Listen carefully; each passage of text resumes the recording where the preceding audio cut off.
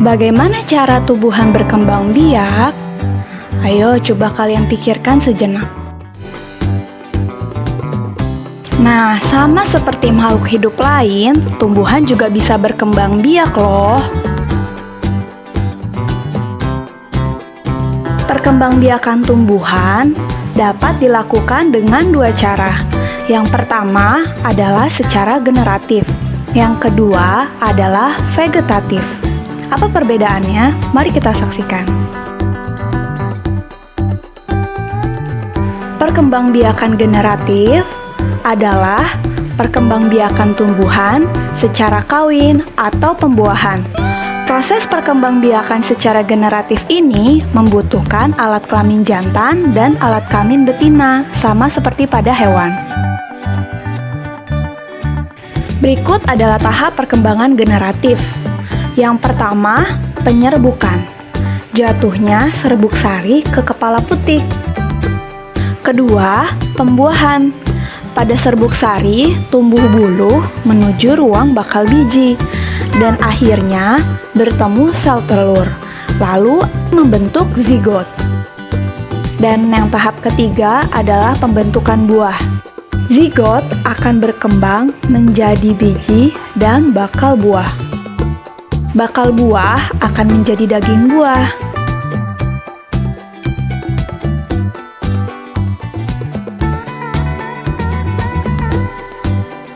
Nah, ini adalah gambar perkembangan generatif. Serbuk sari nantinya akan jatuh di kepala putik dan terjadilah penyerbukan. Lalu pada serbuk sari akan tumbuh bulu menuju ruang bakal biji dan terjadilah pembuahan dan terbentuklah zigot.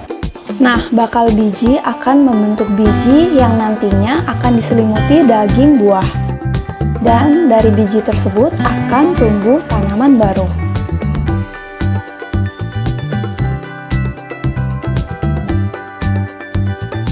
Berdasarkan apa yang kita lihat tadi, bunga sangatlah penting bagi perkembangan tumbuhan. Coba kamu perhatikan bunga yang ada di sekitarmu.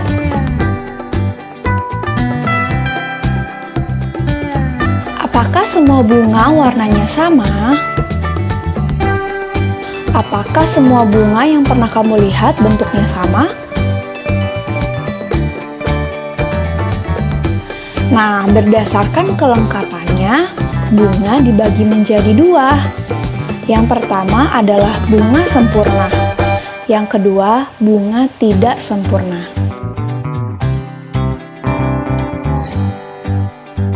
Bunga sempurna atau bunga lengkap adalah bunga yang memiliki bagian-bagian bunga yang lengkap, seperti mahkota, kepala putik, tangkai putik, kepala sari, tangkai sari, bakal biji, kelopak, bakal buah, dan tangkai.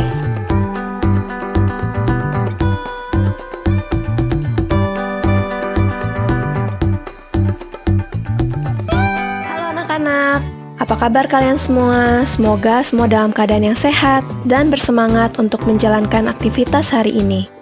Hari ini kita akan belajar tentang perkembangbiakan tumbuhan secara vegetatif. Nah, jika di video sebelumnya kita sudah belajar perkembangbiakan secara generatif yang melibatkan putik sebagai betina dan benang sari sebagai jantan, yang nantinya serbuk sari akan jatuh di kepala putik, melakukan penyerbukan dan pembuahan. Selanjutnya, bagaimana dengan vegetatif? Mari kita cari tahu lewat video ini.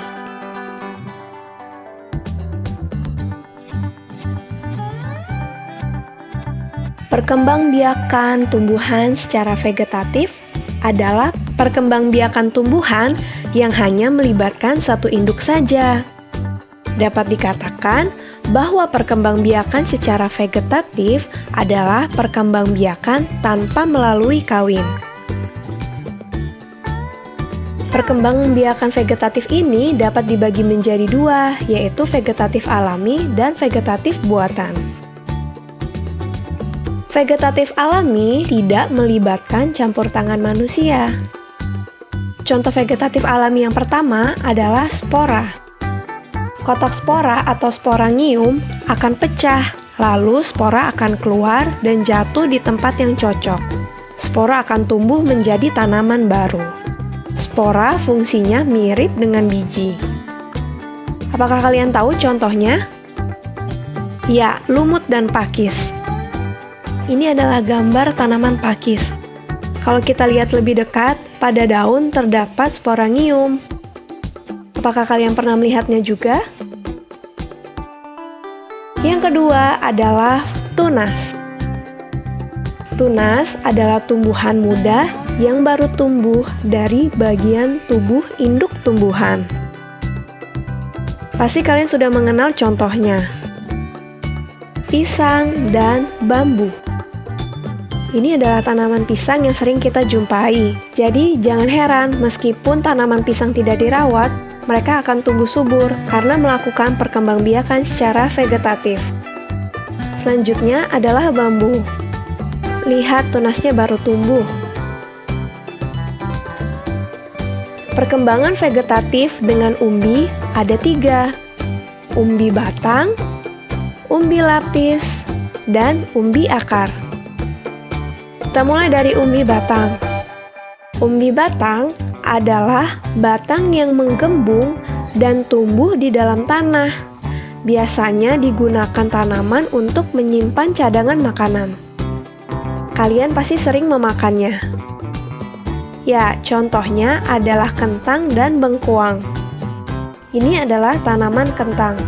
Jadi, ketika kalian menanam kentang, dari kentang itu akan tumbuh tunas-tunas baru yang nantinya akan menjadi pohon kentang. Umbi lapis. Umbi lapis adalah lapisan-lapisan daun atau susunan yang berlapis-lapis yang mengelilingi batang dan tumbuh di dalam tanah. Apakah kalian masih ingat contohnya? Ya, bawang merah dan bombay. Jadi, ketika kalian menanam bawang di suatu media, entah air ataupun pupuk atau tanah, bawang itu akan menumbuhkan tunas baru seperti yang pada gambar ini. Umbi akar. Umbi akar adalah akar yang menggembung, namun tidak beruas-ruas, berisi cadangan makanan. Contohnya, lobak dan wortel. Ini adalah tanaman lobak.